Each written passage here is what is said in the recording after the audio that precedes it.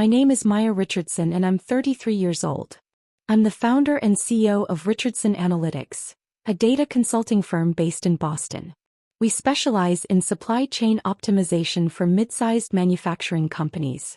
Last year, we cleared $2.3 million in revenue with a team of 12 employees and a network of contractors across 3 states.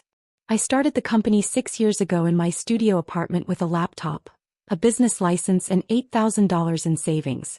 Now we have offices in the Back Bay with floor-to-ceiling windows overlooking the Charles River. My sister Brooke is 29.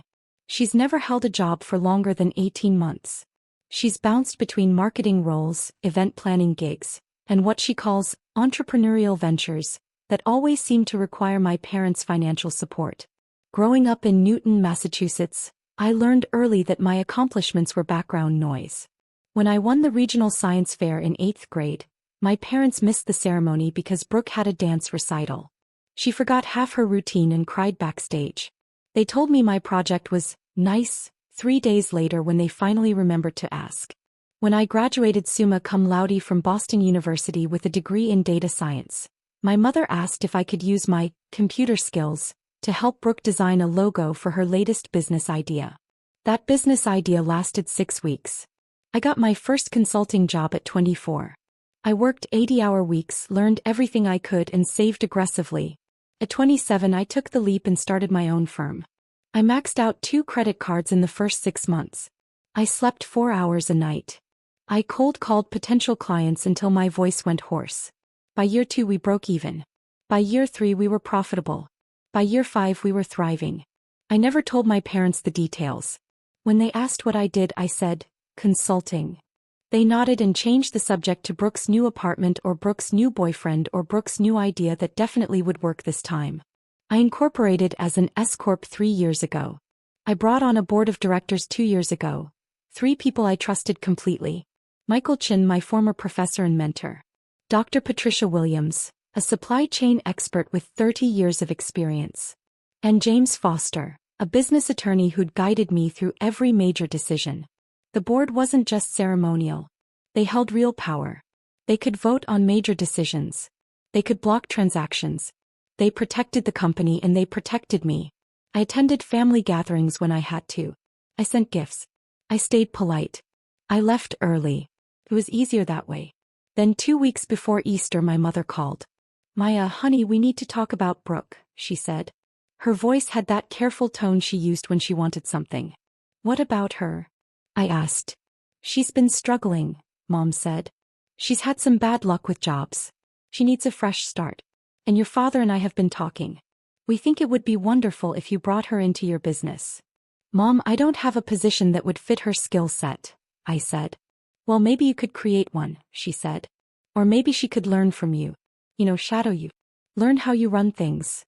Every alarm in my brain started screaming. I don't think that's a good idea, I said carefully. There was a pause. Maya, this is your sister. She needs help. I understand that. But my business isn't a training ground. I have clients. I have employees. I have responsibilities. You're being selfish, she said quietly. Then she hung up. I should have known that was just the opening move. Easter Sunday arrived. My parents were hosting brunch at their house in Newton. The same house I'd grown up in with its manicured lawn and the dining room that could seat 20 people comfortably. 46 relatives showed up. Aunts, uncles, cousins, second cousins, my grandmother, even family friends who'd known us for decades. The dining table had been extended with extra leaves. The good china was out. Pastel decorations hung from the chandelier. I wore a simple gray dress and arrived alone. I found my seat between a cousin I barely knew and my Uncle Tom. I smiled. I made small talk. I ate my fruit salad and sipped my mimosa. Brooke sat near the head of the table, laughing too loudly at something my father said. She wore a pink dress that probably cost more than my first month's rent had been. My mother fluttered around the table, refilling coffee cups and accepting compliments on the food. Everything felt normal until my father stood up. He tapped his fork against his glass. The room quieted. I want to thank everyone for being here today, he said. His voice carried that false warmth he used when he wanted to sound important. Easter is about family. About renewal. About new beginnings. My stomach dropped. As many of you know, he continued, my daughter Maya has built a successful business. We're very proud of her. It was the first time he'd said that in 6 years. But success means nothing if we don't share it with the people we love, he said. He looked directly at me. Which is why, today Maya is going to do something extraordinary. She's going to bring Brooke into the business. Not as an employee. As a partner. As co-owner. The room erupted in applause. Someone whistled. My grandmother dabbed at her eyes with a napkin. My mother stood up, beaming. Maya has always been so generous. And this is just the most beautiful gift she could give her sister. Brooke has so much potential, and with Maya's guidance, there's no limit to what they can accomplish together. 46 pairs of eyes turned to me. Expectant. Approving. Waiting for me to smile and nod and accept this ambush with grace. I set down my fork. My hands were steady. My voice was calm. No, I said. The applause died like someone had cut the power. My father blinked. Excuse me. I said no. I'm not signing over any part of my company. My mother's smile cracked. Maya, don't be difficult. Your father just made a beautiful announcement. He made an announcement without asking me, I said. And the answer is no. My father's face darkened. Maya, we've discussed this. Brooke needs this opportunity. And you're in a position to help her. You discussed it, I said. I declined. 2 weeks ago on the phone. Brooke spoke up, her voice trembling. Maya, I just want to learn from you. I want to be close to you. This could be good for both of us. I looked at her. Really looked at her. At the practiced vulnerability in her eyes. At the performance she'd perfected over 29 years. You don't want to work, Brooke, I said quietly. You want a title and a paycheck without the effort. And my company isn't yours to have. My mother slammed her hand on the table. How dare you speak to your sister like that?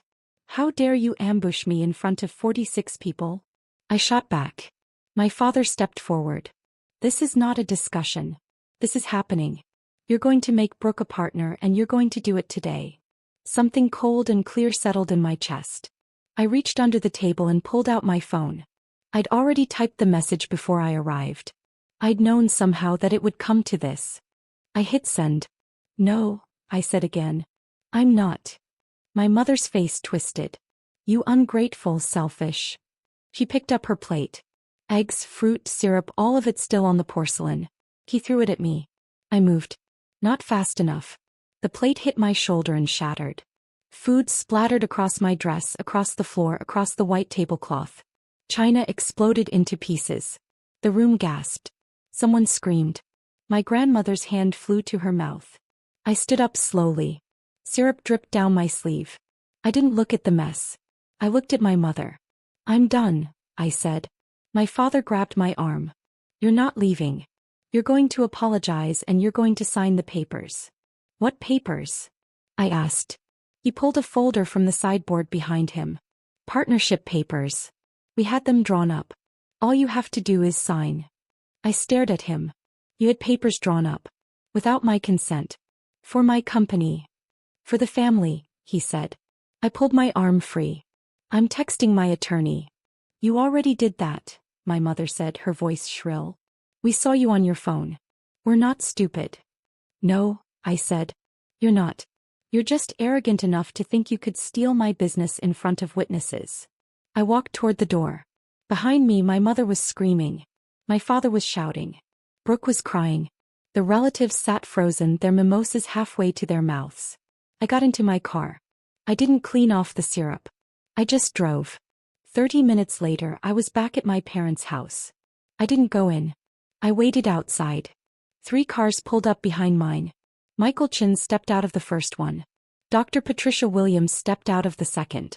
James Foster stepped out of the third. My entire board of directors. On Easter Sunday. In business casual attire. Michael saw my dress and his jaw tightened. Are you all right? I'm fine, I said. They're inside. James carried a briefcase. Patricia carried a leather folder. Michael just looked angry. Let's go, James said. We walked in together. The brunch was still happening but quieter now. Conversations died as we entered. My father stood near the fireplace, red-faced and sweating. My mother sat at the table, mascara running. Brooke was crying into her napkin.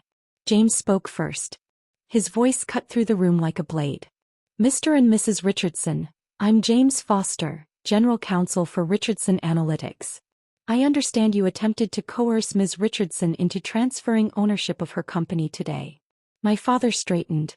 This is a family matter. No, James said. This is a corporate matter. Richardson Analytics is an S-corporation with a legally binding board of directors. Any transfer of ownership requires board approval, which you don't have. Which you will never have. Michael stepped forward. I'm Dr. Michael Chin, board member. I've known Maya for 9 years. He built this company from nothing. And you just tried to steal it from her in front of her entire family. My father's face went pale. Patricia spoke next, her voice cold and precise. I'm Dr. Patricia Williams, board member. I've reviewed the so-called partnership papers you mentioned. They're not legally binding. They're not even properly formatted. Did you download a template off the internet? My mother's mouth opened and closed. No sound came out. James pulled documents from his briefcase. These are the corporate bylaws of Richardson Analytics. These are the operating agreements. These are the board resolutions. Everything is in order. Everything is protected. And if you attempt any further harassment or coercion, we will pursue legal action for attempted fraud and corporate interference. My father tried to speak. We just wanted to help. You wanted to take, Michael said. There's a difference. I stood behind my board. I didn't need to say anything. They were saying it for me. Brooke finally looked up. Maya, I'm sorry. I didn't know they were going to do this. Yes, you did, Patricia said flatly. You were sitting right there when your father made the announcement. You played your part. Brooke's face crumpled. James turned to me. Maya, do you want to press charges? We have 46 witnesses to attempted coercion. We have physical evidence. He gestured to my syrup-stained dress. I looked at my parents. At their pale faces. At the fear finally showing through. No, I said quietly. I just want to leave. James nodded. Then we're done here. The four of us walked out together. Behind us, the room sat in stunned silence. In the driveway, Michael turned to me. Are you sure you're okay? I am now, I said. Patricia hugged me. You called the right people. I know, I said. Thank you. All of you. James handed me a card. If they contact you again, forward everything to me. Don't engage. I took the card. I won't. They left. I sat in my car for a long moment looking at my parents' house. At the life I was leaving behind. Then I drove home to my apartment in Back Bay. I took a long shower. I changed into clean clothes. I made tea. For the first time in my life I felt completely, entirely free. I didn't hear from my parents for months. No calls. No texts. Brooke sent one message. I really am sorry. I didn't respond. My business kept growing. We signed 2 new major clients. We hired 3 more employees. My board stayed strong, stayed protective, stayed loyal. When Thanksgiving came, I spent it with Michael and his family. We ate too much turkey and played board games and laughed until our sides hurt. It was the best Thanksgiving I'd ever had. My company is still mine. My board is still with me. My life is still moving forward. And I've learned something important. You don't owe anyone your success just because they're family. You don't owe anyone your hard work just because they demand it. Real family doesn't try to steal what you've built. Real family doesn't ambush you at Easter brunch. And real family doesn't throw plates when you set boundaries. Sometimes the loudest revenge isn't a scream. It's the sound of your board of directors walking through the door. And the look on your parents' faces when they realize you're not alone. You're protected. You're prepared. And you're free.